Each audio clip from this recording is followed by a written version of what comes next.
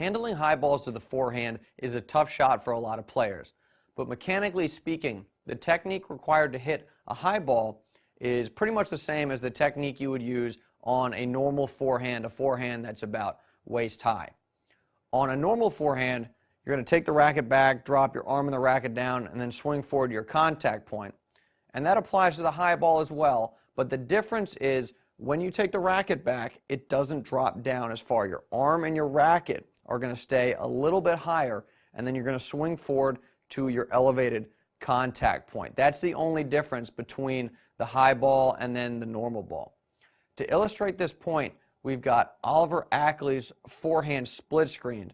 The forehand furthest away from me is the normal forehand, and the one closer to me is the high ball.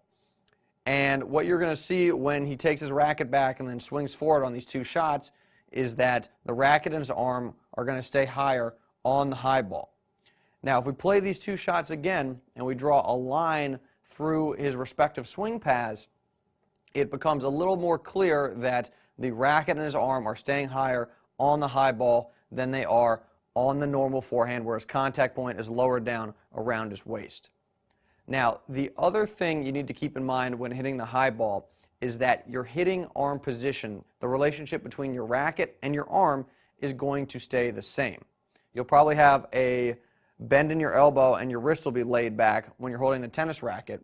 And at the contact points here, the respective contact points, you can see that that is what Oliver's got. He's got a bend in his elbow and his wrist is laid back when he's holding the tennis racket.